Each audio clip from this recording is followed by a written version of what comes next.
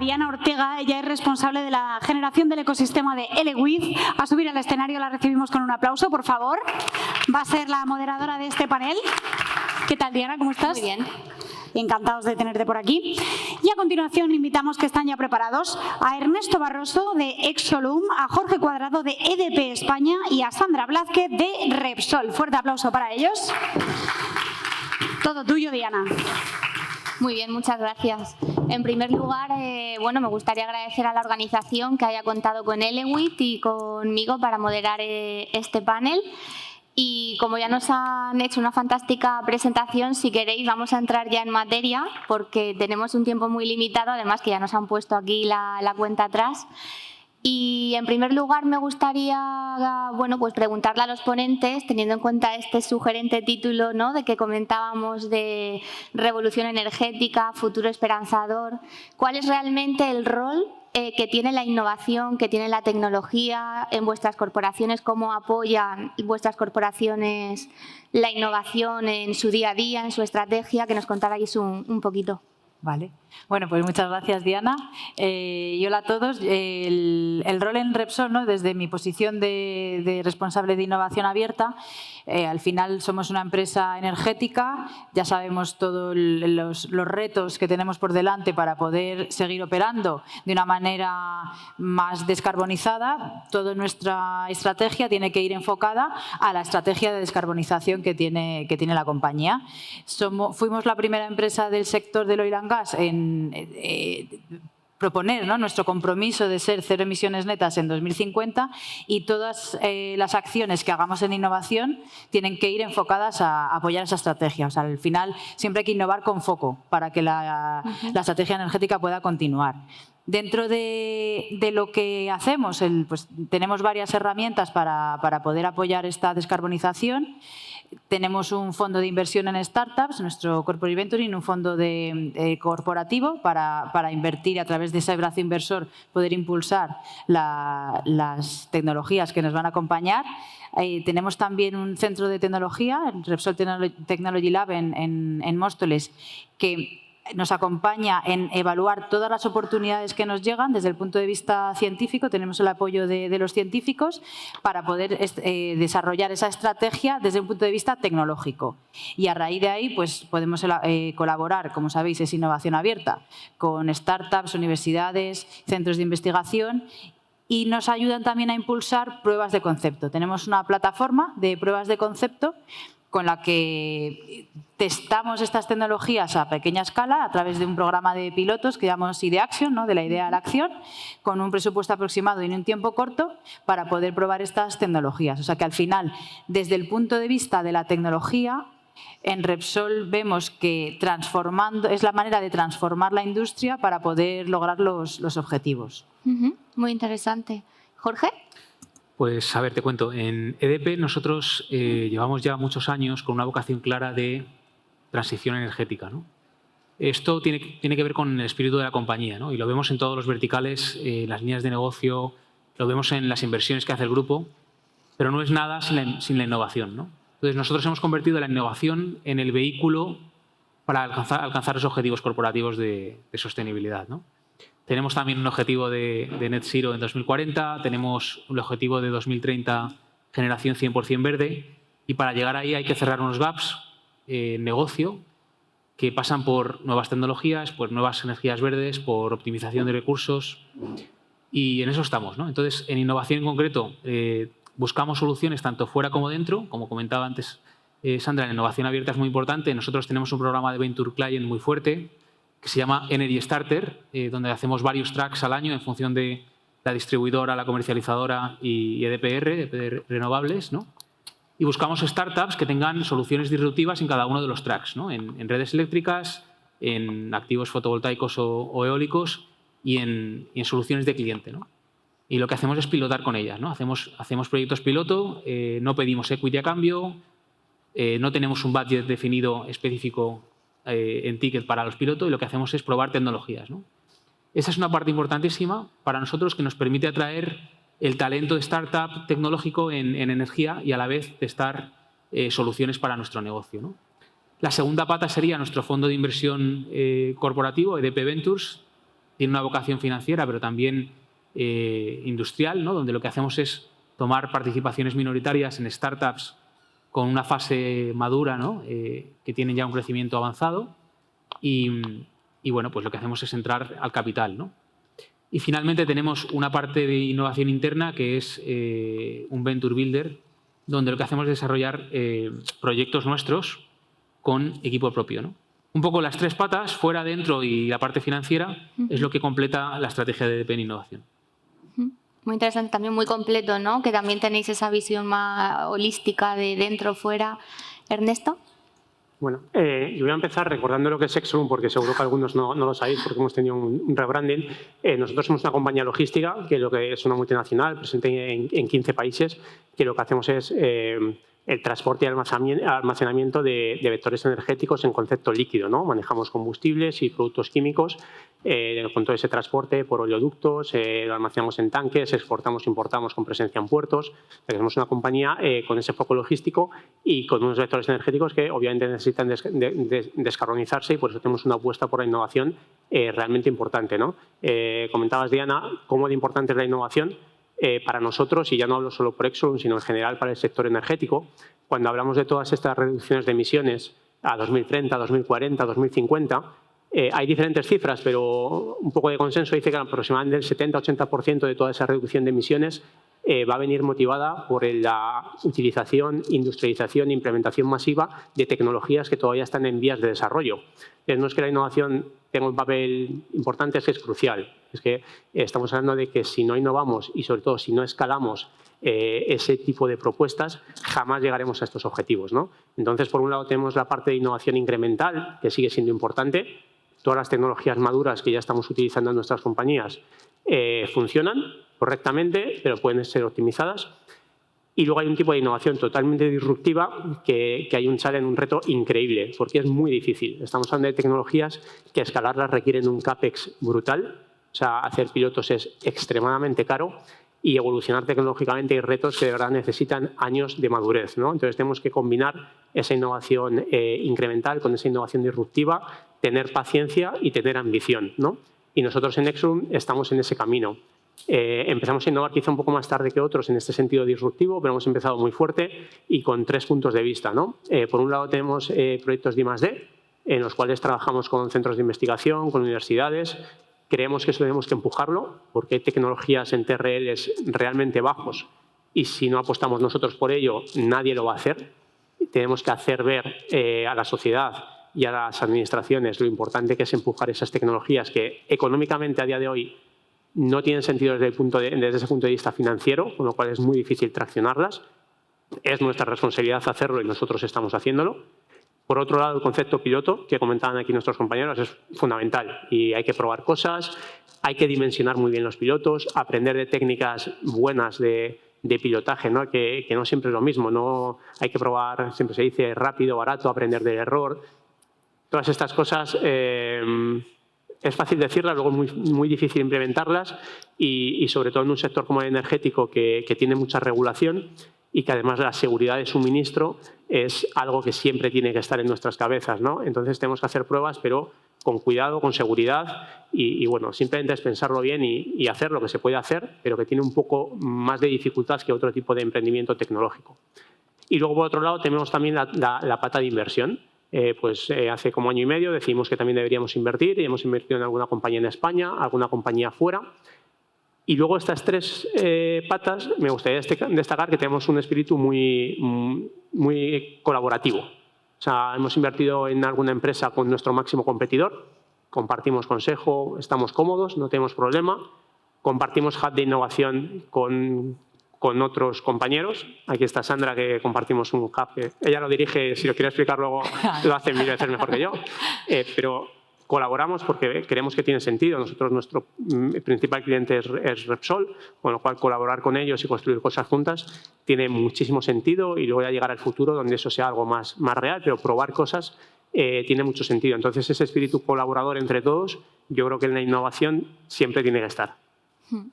Me ha gustado dos conceptos que has dicho que son como el claim de negocio cuando quieres proponerse iniciativas, colaboraciones con startups, que son regulación, seguridad de suministro. O sea, eso lo tenemos. Siempre que queremos trabajar con ellos, pues se agarran un poco ahí, ¿no? Hemos hablado un poco también, nos habéis contado de cómo, bueno, pues de cómo apuesta vuestra corporación, vuestras empresas por la innovación, pero bajando un poquito más al terreno, ¿nos podríais poner algún ejemplo de proyecto que haya sido un punto de inflexión en vuestras casas? Si os ha costado, ¿ha habido algún facilitador que merece la pena nombrar?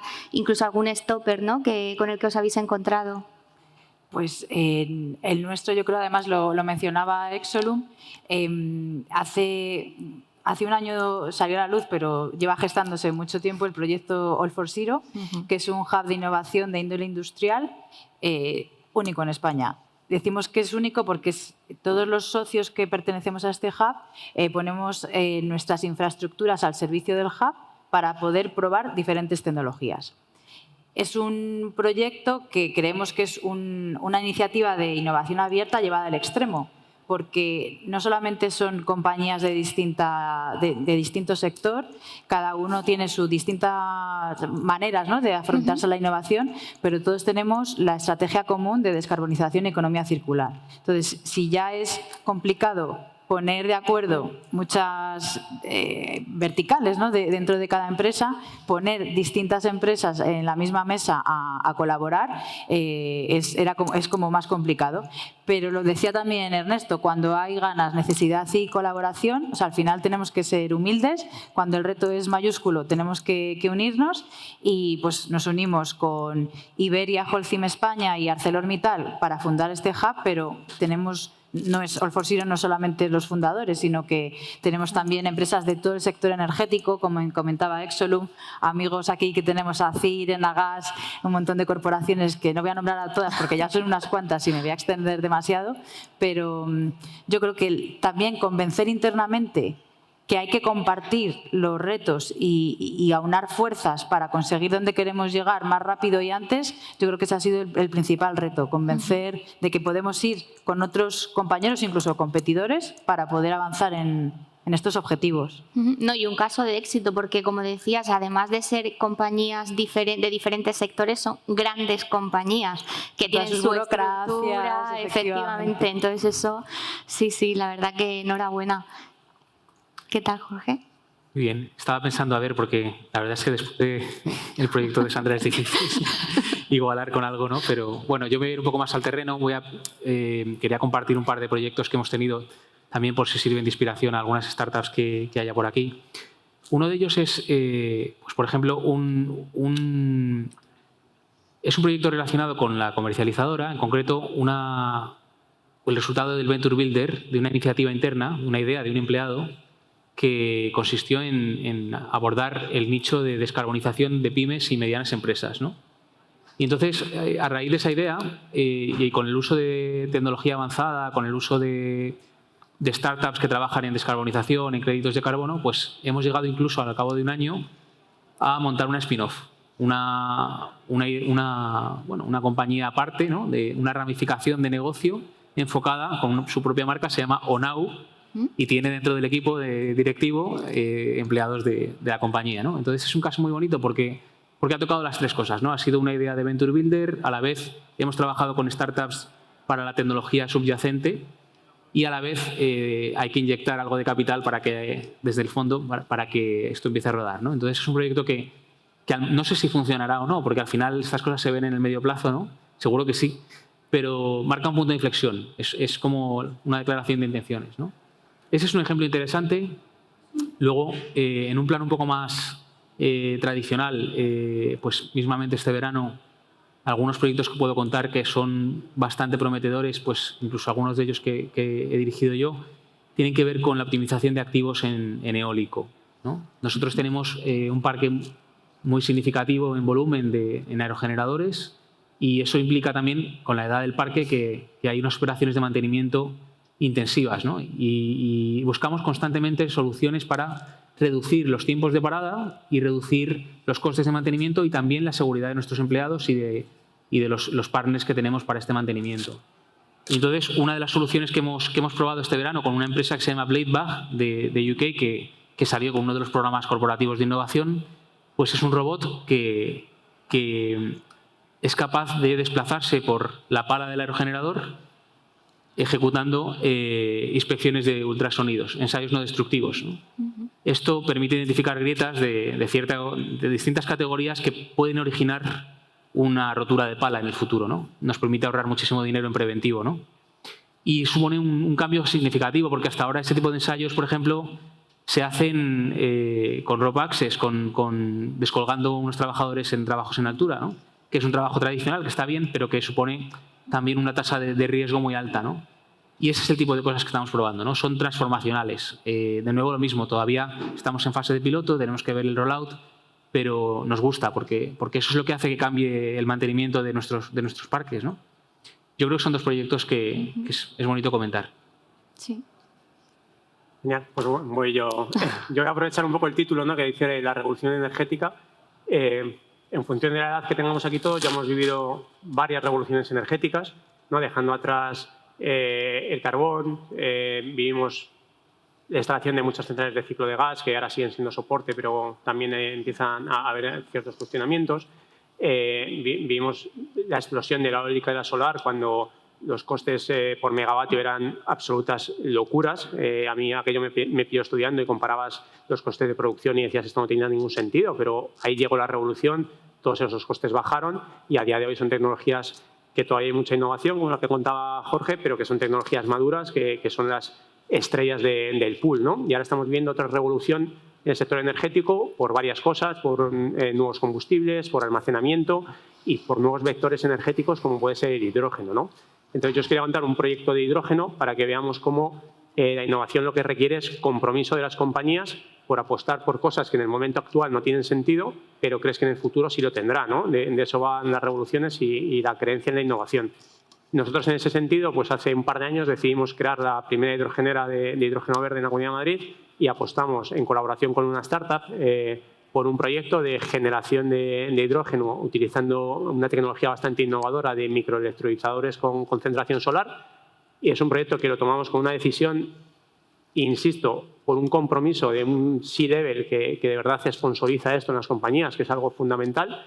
Tomamos esa decisión, invertimos en ello y 2 años después está funcionando y estamos repostando vehículos de hidrógeno allí, ¿no? Entonces es un proyecto que es, yo creo que una señal, ¿no?, de cómo una compañía apuesta por la innovación mirando hacia el futuro sin saber muy bien si aquello triunfará o no, ¿no? Porque sí que pues, sobre hidrógeno se ha hablado mucho, ya ha habido el hype, ya ha bajado, ahora parece que se estabiliza, ya veremos a dónde nos llega, pero sí que es importante que determinadas compañías tomemos decisiones para que las cosas bajen a tierra y las puedas tangibilizar, ¿no? Entonces ese proyecto para nosotros fue el primero. Ahora tenemos otro que vamos a hacer en UK, que es nosotros al final como compañía logística, el transporte de ese hidrógeno, que es una de las claves para desbloquear el mercado de hidrógeno y que de verdad tenga una adopción más generalizada, es importante y vamos a hacer una prueba transportando hidrógeno en concepto líquido, una prueba real a escala industrial, de la cual también estamos muy orgullosos porque hemos pasado de proyectos chiquititos a hacerlo a escala real. Me adelanto un poco porque todavía no está hecho, pero es otro proyecto que relacionado con hidrógeno y con esta revolución que viene, pues creo que es importante señalar, ¿no? Y sobre todo eso, recalcar que es un tema de compromiso y si no hay ese compromiso jamás ocurrirán las cosas, ¿no? Efectivamente.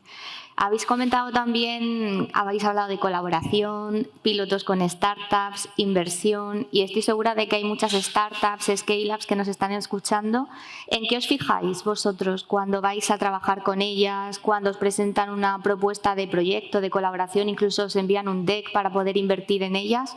¿En qué realmente os fijáis para que ellas también puedan conocer, ¿no?, cómo acercarse a compañías como las vuestras?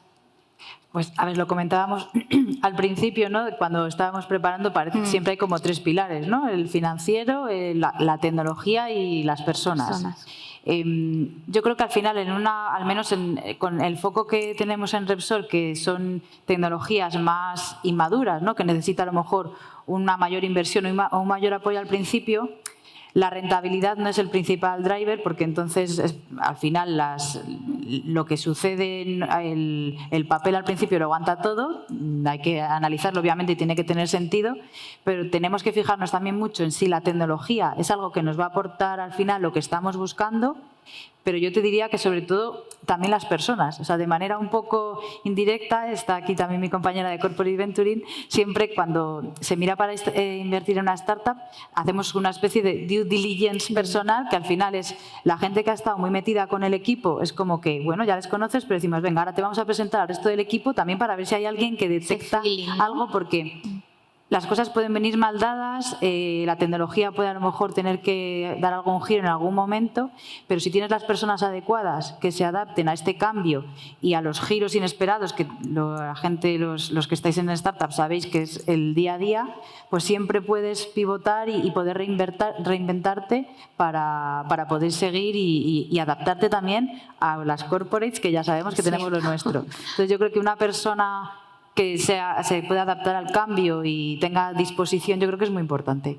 Totalmente de acuerdo. Siempre parece que nos fijamos mucho en la tecnología, nos dejamos un poco de lado a las personas y realmente, bueno, cuando, al menos en la parte de inversión de Venture Capital, cuando inviertes, pues estás invirtiendo en personas, ¿no? Porque son los que están detrás del proyecto. Sí, la verdad es que estaba pensando en cómo contestar esta pregunta.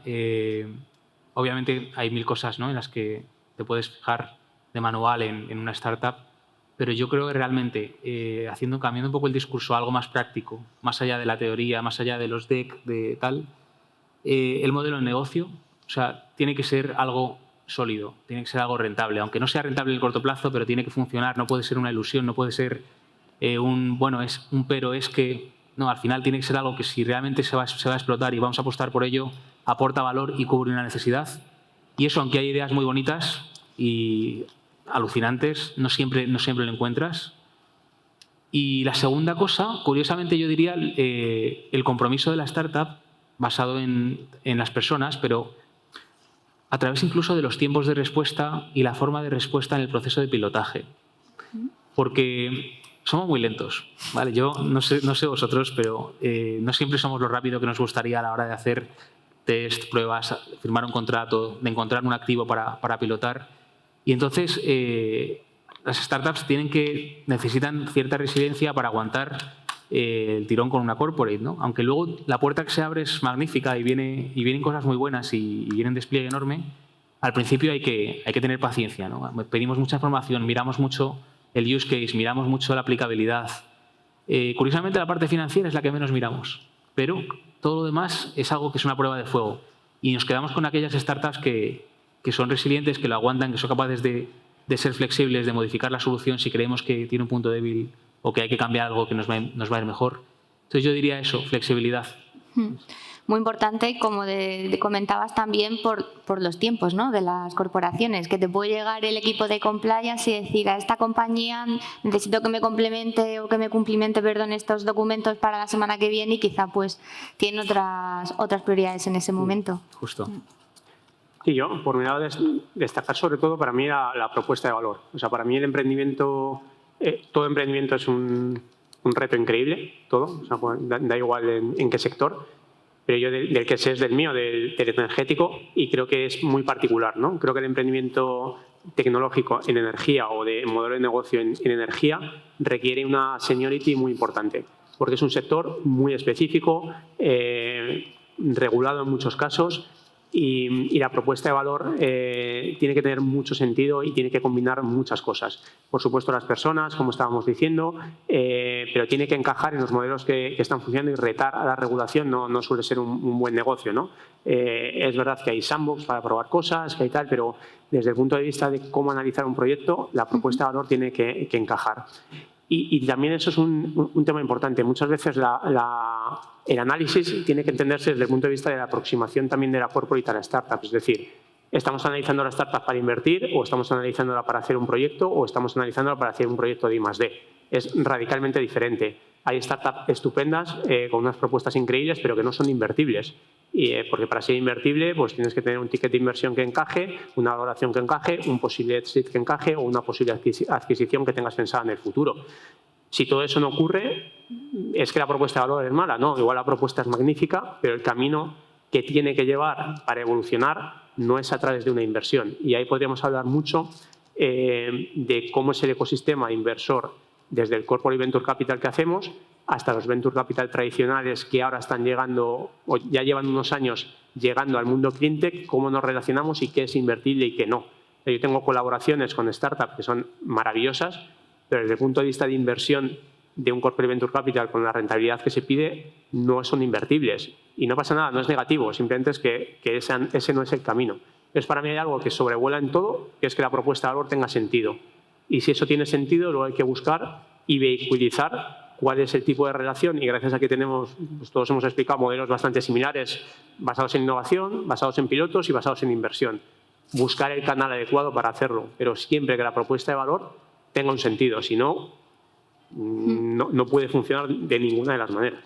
Muy relevante eso que comentas, porque es cierto que cuando se te acerca una startup con una propuesta de proyecto, de colaboración, de inversión, da igual, es cierto que le miras con diferentes ojos en función de lo que realmente te plantees, ¿no? Inicialmente a trabajar con ella. Nosotros, por ejemplo, en el Corporate Venture Capital tenemos un tipo de compañías, pero luego en el programa Venture Client trabajamos con otras. Entonces, sí, súper importante. Y ya estoy viendo que nos quedan apenas 4 minutitos, entonces si nos podéis dar para este futuro esperanzador que tenemos por delante una reflexión, unas palabras para poder cerrar este panel. Mira, yo venía pensando, digo, este verano me aficionado mucho a los podcasts de ficción y es verdad que me engancha un montón y lo que he visto es que al final trabajas mucho la escucha. Entonces, creo que eso hay que llevarlo a todos los planos.